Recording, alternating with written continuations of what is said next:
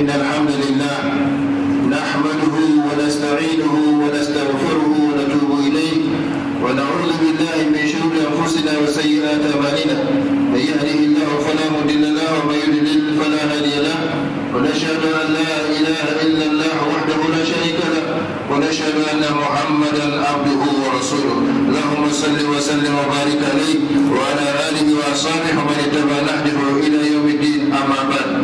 Nous continuons la situation de quelques activités sur le plan religieux. 4. Le jeûne facultatif. Là aussi, il y a plusieurs catégories. A. Le jeûne de 1 jour sur 2. C'est le meilleur, c'est le jeûne le plus aimé auprès d'Allah. C'est le jeûne du prophète Daoud alayhi salam. B. Le jeûne de chaque lundi et de chaque jeudi. Car cela fait partie de la sunna du prophète sallallahu alayhi wa sallam, qui a précisé que le jeûne le lundi parce qu'il est né un lundi et le jeûne le jeudi parce que les œuvres des serviteurs sont exposées à Allah le jeudi. C. Le jeûne de 3 jours chaque mois. Car celui qui jeûne chaque mois, 3 jours est comme celui qui est comme quelqu'un qui jeûne toute l'année.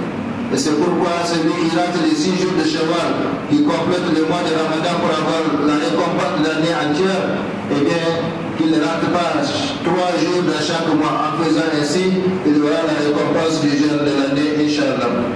D. Le jeûne du mois de Muharram. C'est le meilleur jeûne après le jeûne de Ramadan. Plus précisément, le 10e du Ashura. E. Le jeûne du jour d'Ashura, le 10e de Muharram. Il efface les péchés de l'année passée. F. Le jeûne de Shabbat, le mois qui précède le mois béni de Ramadan. G. Le jeûne du 6 jours de Shawwal, comme il est recommandé de le faire maintenant, car celui qui fait ce jeûne après le Ramadan est comme celui qui jeûne toute sa vie. H. Le jeûne du jour d'Arafat, pour les non-pèlerins. Parmi les activités religieuses, 5. L'accomplissement de la Umrah. 6. L'appel à la Oudawa. Il y a d'autres activités qu'on peut entreprendre sur le plan culturel, le plan social, le plan professionnel. Ainsi, voyons quelques activités à faire sur le plan culturel. 1. La lecture de livres utiles. 2. La lecture de journaux utiles. 3. Le fait de rédiger des articles islamiques.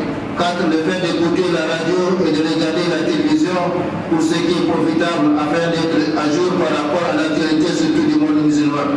5. Le fait d'écouter les enregistrements islamiques.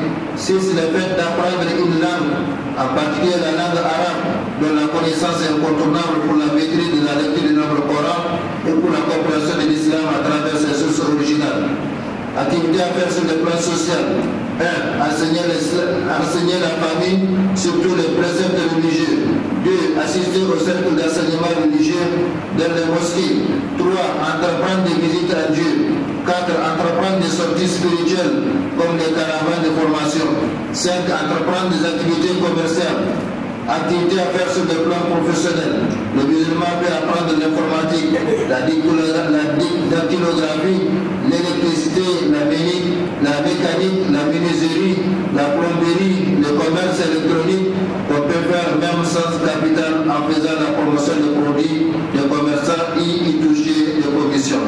Voilà, chers frères et sœurs, quelques indications d'activité que le musulman peut faire pour remplir son temps au cours de l'année, afin qu'il ne soit pas de ceux qui ne connaissent Allah et les mosquées qui pendant le mois de Ramadan seulement.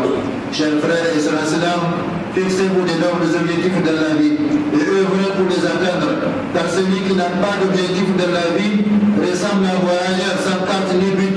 Qu'Allah subhanahu wa ta'ala nous fasse prendre conscience de cela et qu'il nous aide à nous fixer des objectifs nobles dans la vie. Qu'Allah subhanahu wa ta'ala nous guide sur la voie droite, la voie de ceux qui l'accomplissent de ses bienfaits, non pas la voie de ceux qui ont encouru sa colère, ni celle de ceux qui sont égarés.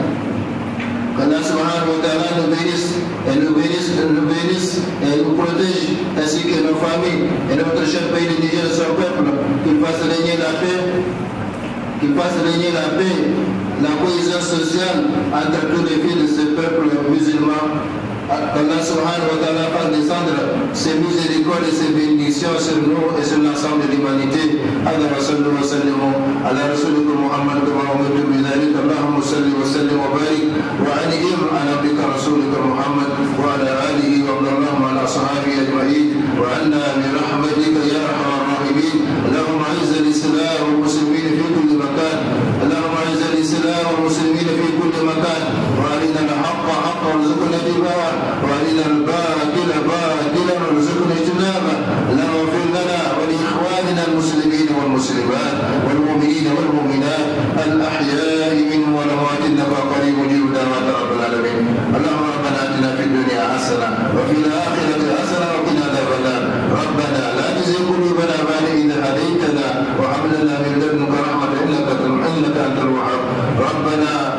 آمنا فاغفر لنا وارحمنا ربنا آتنا في الدنيا حسنة وفي الآخرة حسنة وقنا عذاب النار اللهم اهدنا الصراط المستقيم صراط الذين أنعمت عليهم غير المغضوب عليهم ولا الضالين اللهم صل وسلم وبارك وأنعم بك رسولك محمد وعلى آله وأصحابه أجمعين سبحان ربك رب العزة عما يصفون وسلام على المرسلين والحمد لله رب العالمين أقيموا الصلاة